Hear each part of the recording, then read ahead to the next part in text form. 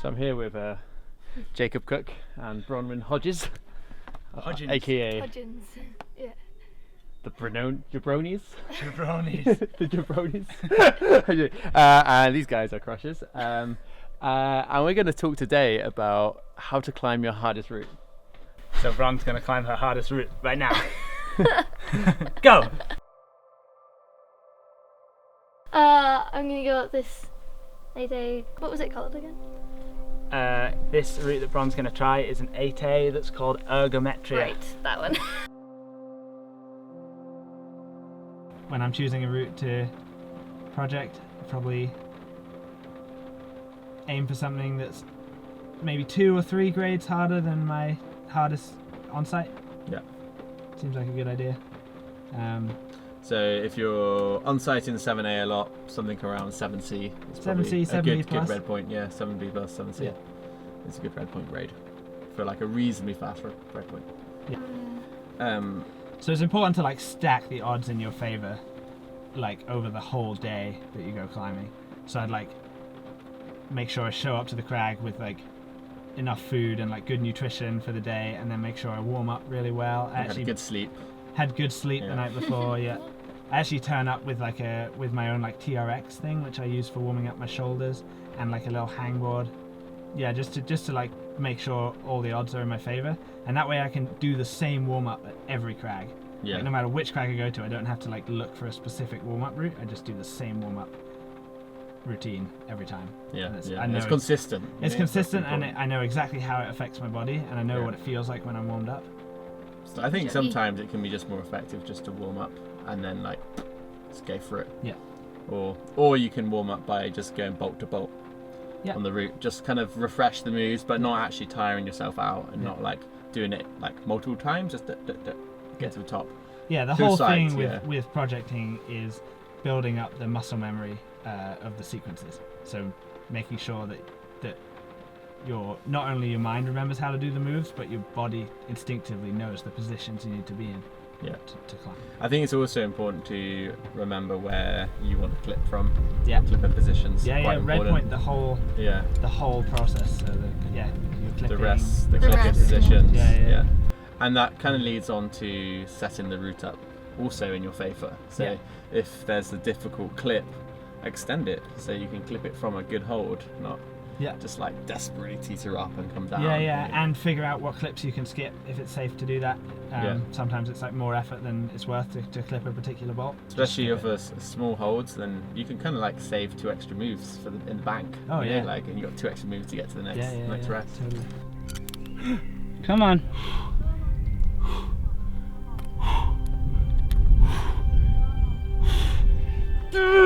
Come on. I can't hold on anymore. Good effort. I just bump up and just try those top moves. I wasn't quite sure what to do with my feet there, so.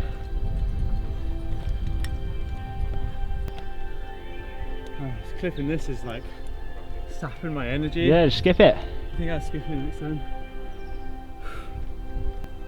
But yeah, from there, 1, 2, 3, 4, done. So if yeah. you are on a route and you fall at the same point, you've got to keep quite an open mind about maybe changing that entire Yeah. sequence. Yeah, so it could be the case that the first sequence you find, the first way you find of doing a section of the route is like not the best. Even if it works. and, Even like, if you you're able to find a do way it. that works, it might be the case that you fall there from the ground. And if you fall there from the ground repeatedly, then it might be worth like trying to look at your beta and change. And I think also sometimes it's the same with the holds.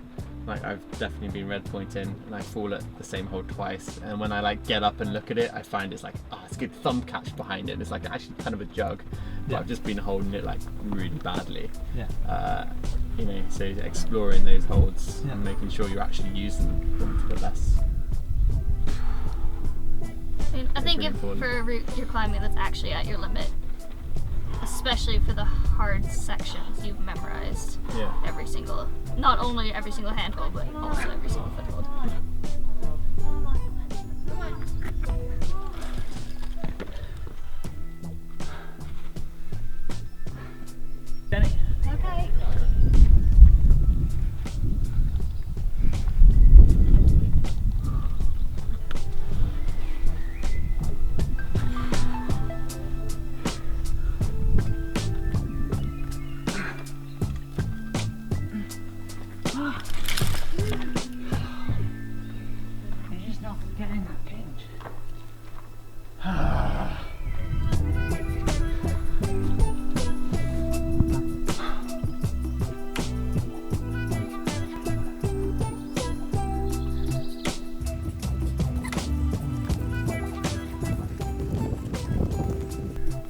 just keep falling off the move to this pinch here because I just get it just a little bit too low. So I just need to figure out how to get my body 2 inches higher, 1 inch higher. Climbing's really hard. Okay, climbing. Oh yeah. Okay, take. I'm gonna do it one more time, and then, so yeah, just leave me here for a sec. It's just more comfortable to hang with my feet on the wall.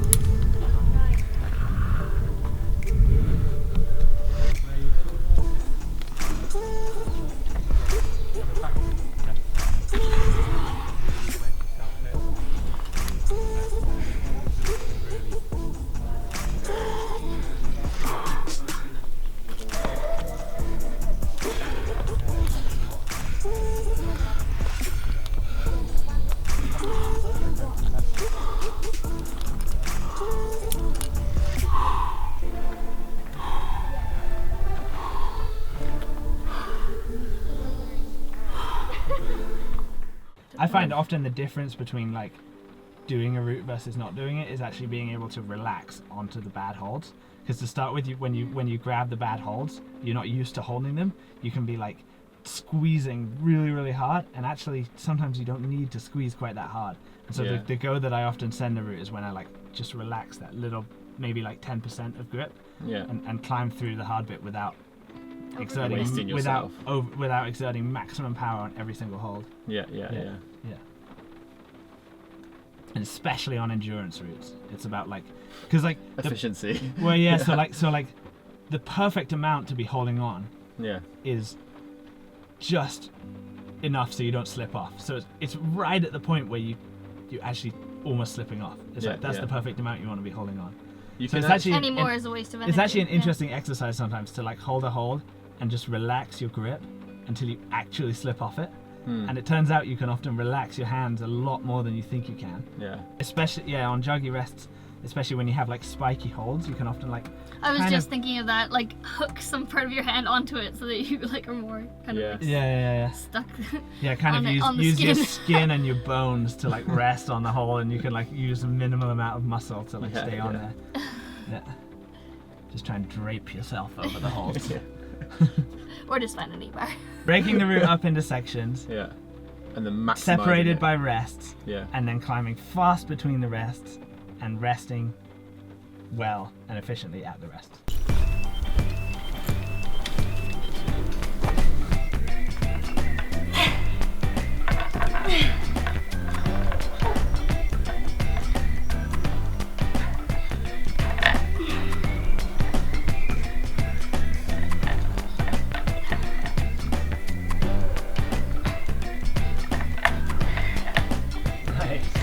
Yeah, when you get to good rest, you want to stay in it for a while. Wait till you're kind of fully recovered really here.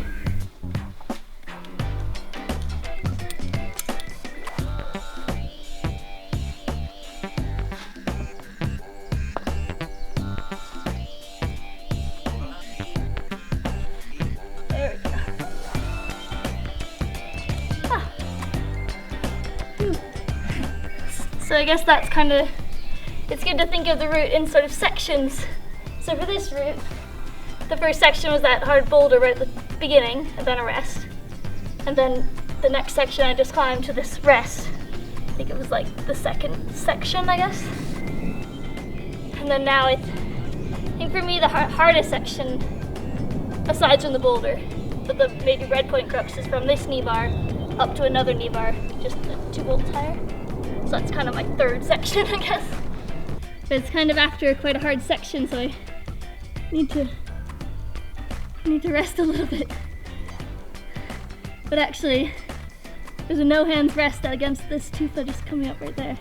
So I won't waste too much energy here, just enough to recover enough to get to that one, because that's where I'll really be resting it.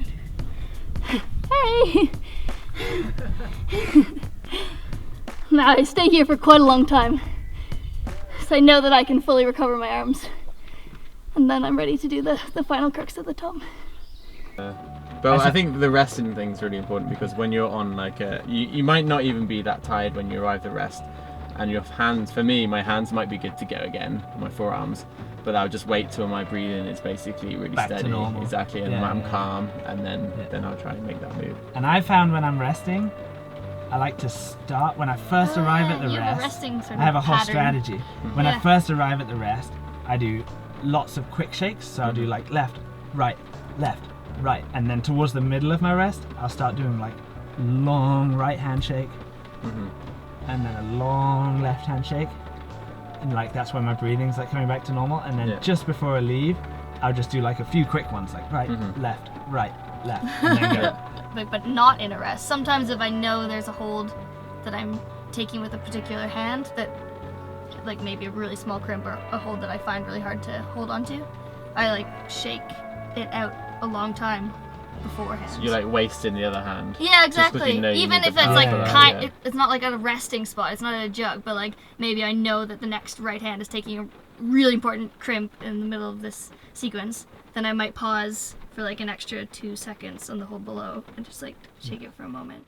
So basically, it's really important to climb fast through the hard sections of the route, because that way you'll exert the minimum amount of energy. Yeah. So I like to, basically the pace you're looking for is the fastest you can climb without losing precision. Yeah. So, and that's something you can train too. Like if you watch Underclimb, he's just like tap, tap, tap, tap, tap, like so precise and fast. I try and climb quickly through the hard sections, and then like really relax and change my pace in the rest or the easier sections of the route. Yeah. And that also goes for the breathing. Oh, come on, Jacob.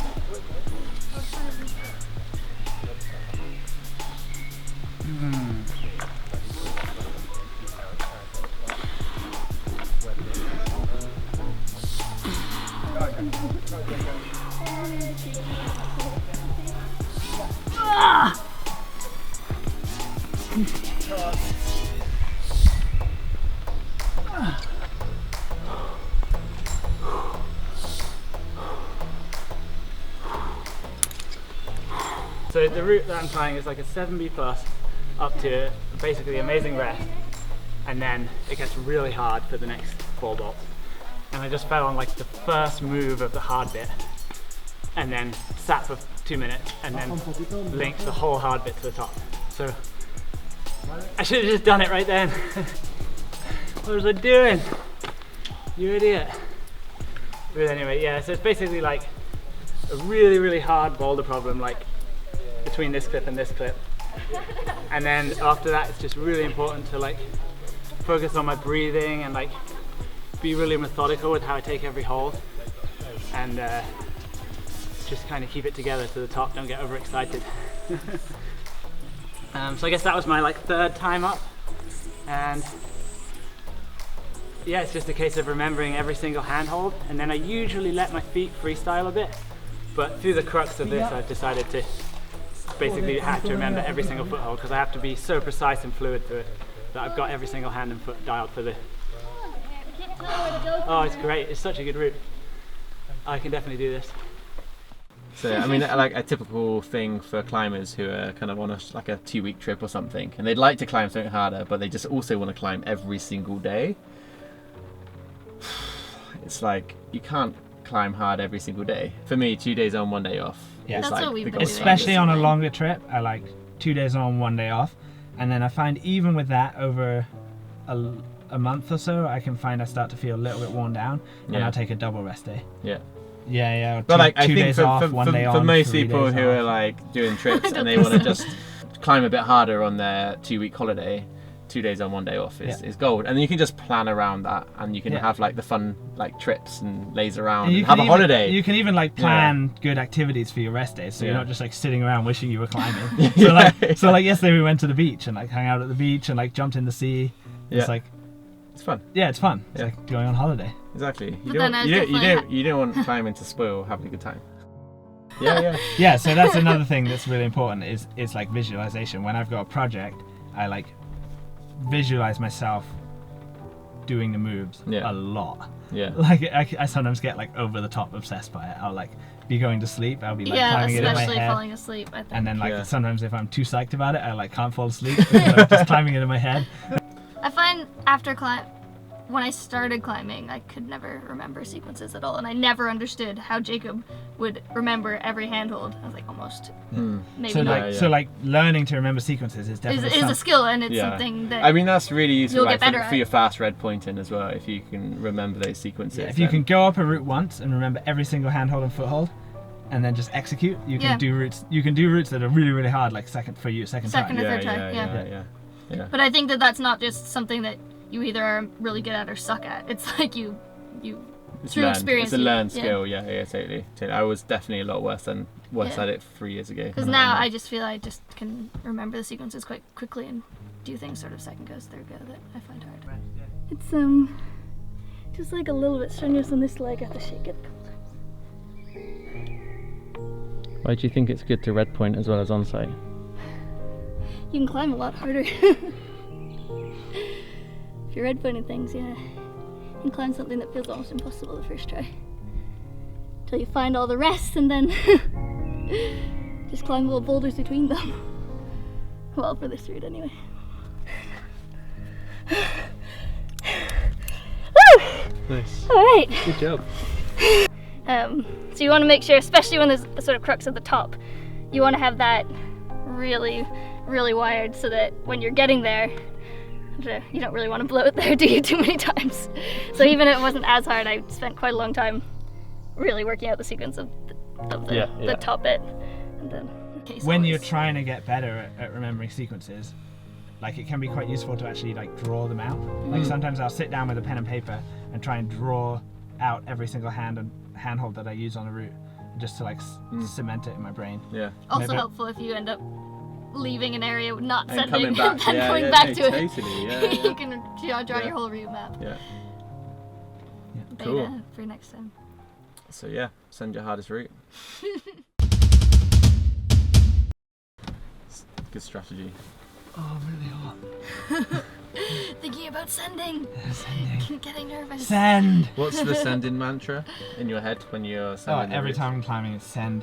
Don't listen to that bit. It's not helpful. Well, a lot of people have mantras like, you know, like here, now, to like Yeah. make Focus sure on the process. make sure they're focusing on the process, or they're like focus on the performance, not the goal. Yeah. But I just like send. So yeah, send your hardest route. Send. Remember. Focus on the goal, I not the might- process. yeah, that's a good one. I was thinking I might get like send like tattooed on my wrist, on my forearm, Yeah, yeah. so I'm shaking